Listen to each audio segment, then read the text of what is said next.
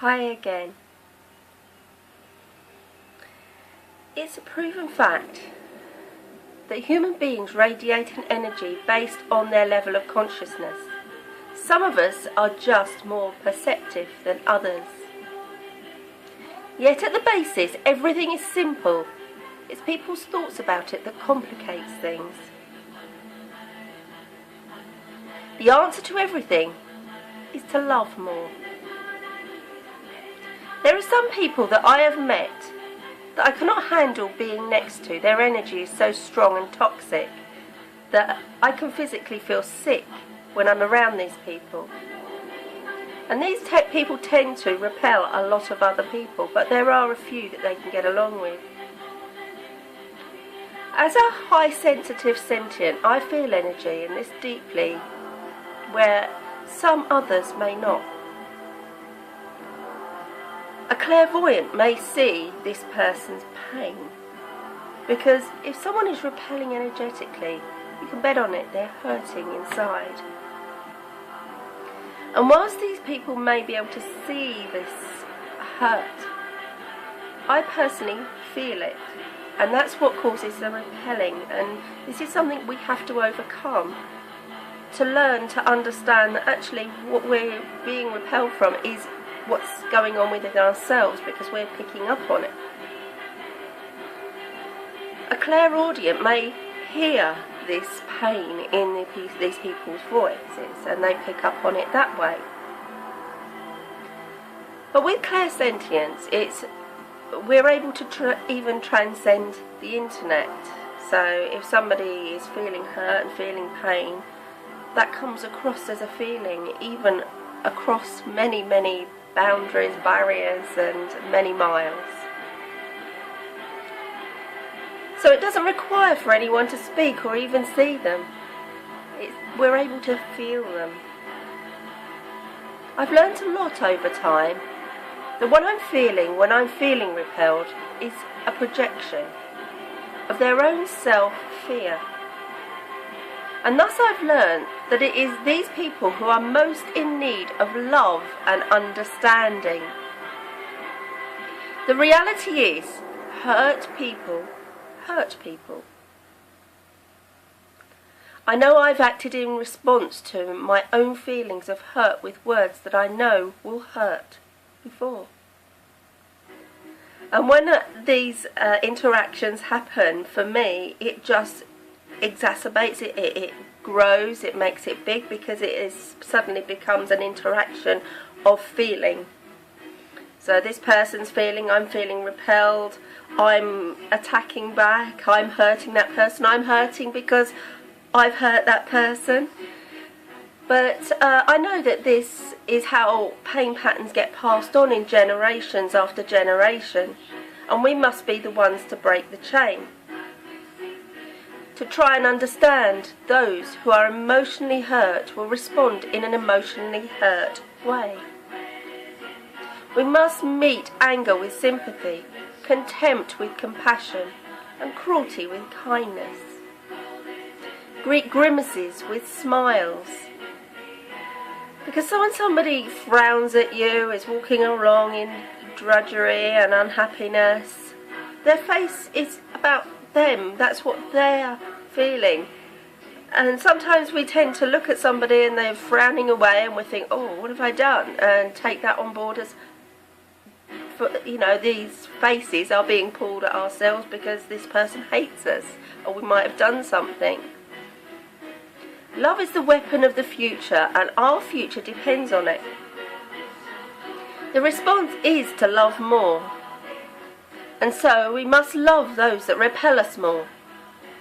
Sometimes I read comments on posts more than I do the post itself, to gauge how people react and how others react to that reaction. It's interesting to me how people become so easily defensive, even when these things are not even anything to do with them whatsoever. They suddenly feel attacked, or perhaps they are being attacked, and it's usually an emotional defence. For instance, on a recent post I read that someone's opinion was, we need to get rid of the monetary system and that the entire paradigm of money and value is obsolete, and we must voluntarily let go of this concept. They had concluding that it's not a reality, it's something we created to purchase whatever was theirs to buy. For example, land, which is not, it's never belonged to anybody, it isn't anybody's, but somebody's come along with a bunch of money and said, right, I'm buying this off of you, and in effect it was stealing right from the beginning. So they think that this would cause our efforts to be focused towards a better world, rather than the bettering of a few elitists in the world that wave their money around. The response to this was that this was, what are you talking about, you idiot?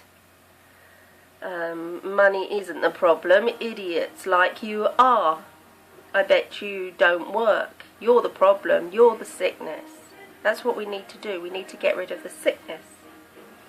Now this exchange of words, the respondent then became really angry. And unnecessarily so. It's true, getting rid of money does treat the sickness. It doesn't treat the sickness, rather, it treats a symptom of the sickness. But the respondent responded in a personal way, with personal attacks, presuming and judging that individual. And with this, the argument then becomes invalid. This kind of exchange only leaves one or perhaps both, along with all who read it, feeling very uncomfortable.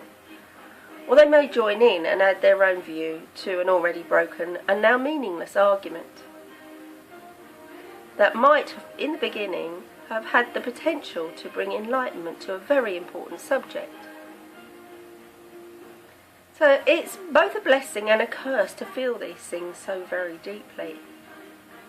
Healing doesn't mean that the damage never existed. It means that you no longer let it control your life. Accepting this is a divine gift and brings healing to it. To understand, the more deeply you feel, the more deeply you see what others fail to see. And this state of being, whilst at first may be painful, especially through childhood, children born with a nervous system that is highly aware and quick to react to everything, makes them quick to grasp subtle changes. They prefer to reflect deeply before acting and generally behave conscientiously. They're easily overwhelmed by high levels of stimulation, sudden changes, and the emotional distress of others. These children are fairly difficult to understand. They're emotionally intense, demanding, and persistent. And this emotional intenseness can overspill in their lives in various ways. They may turn inward and get labelled a loner, quite reserved and overly obedient.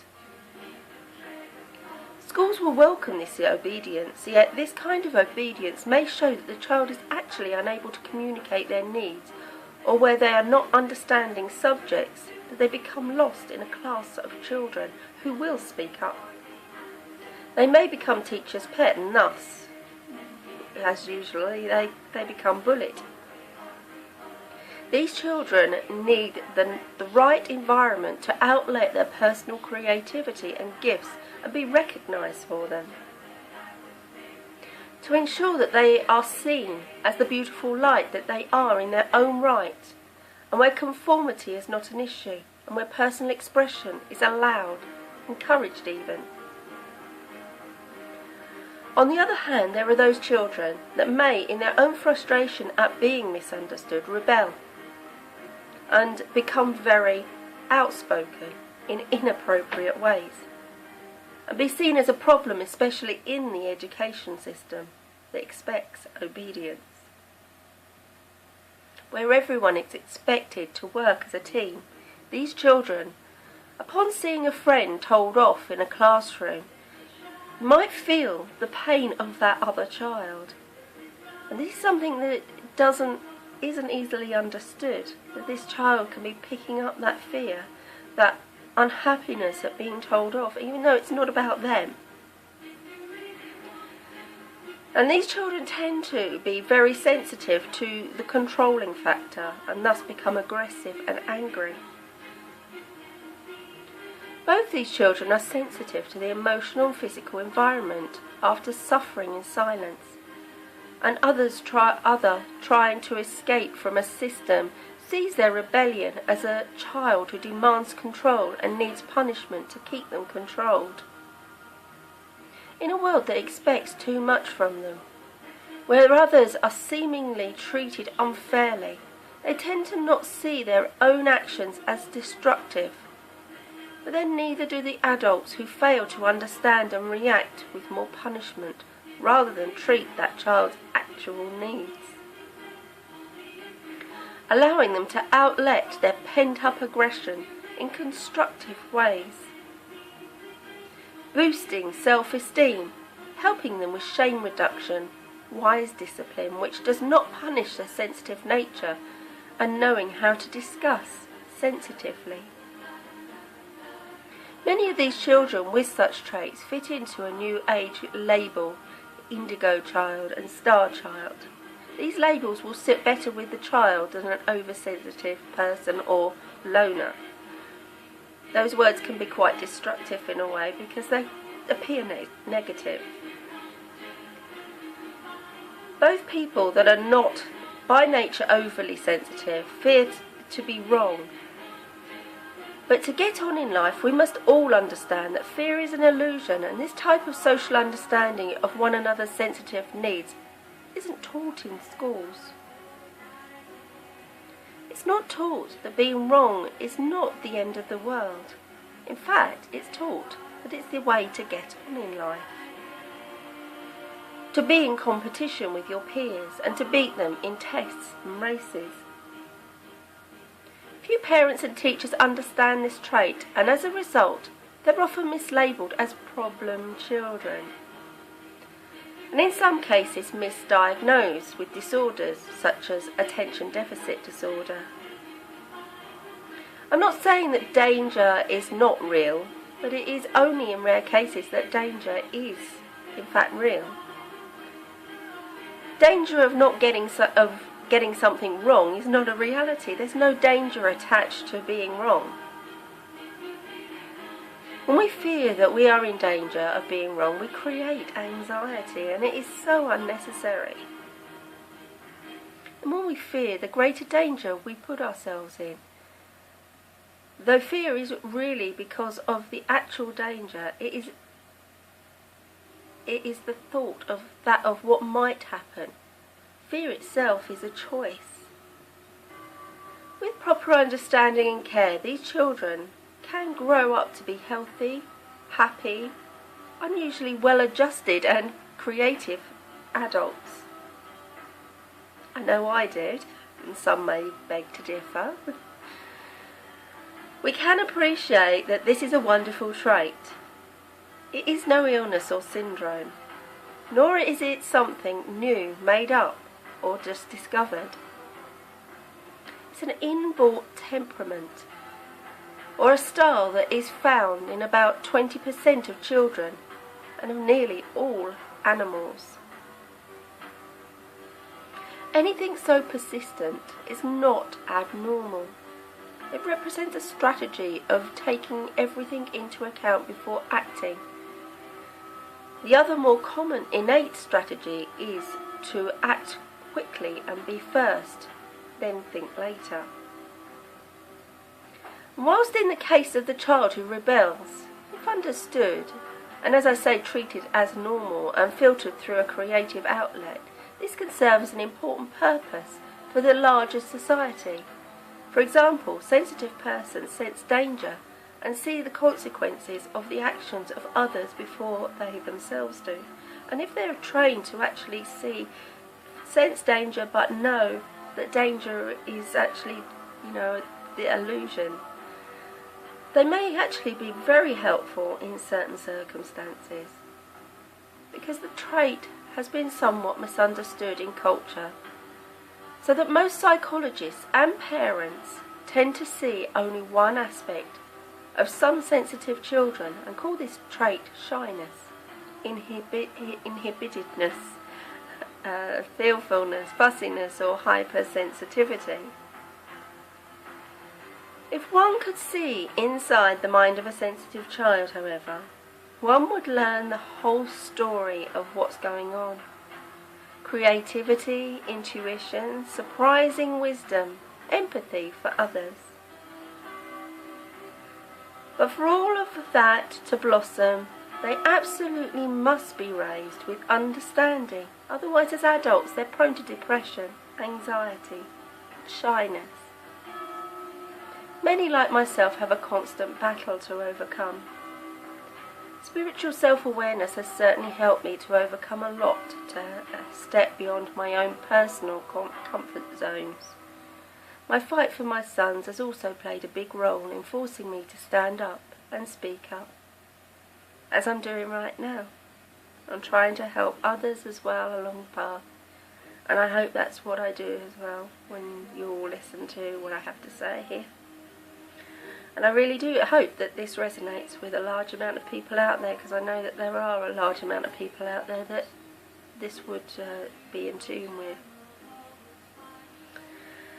Anyway, thanks again for listening to my videos. I really do, as I say, enjoy doing them, and I hope you find them helpful. Always see love, with hugs from me to you. Bye for now.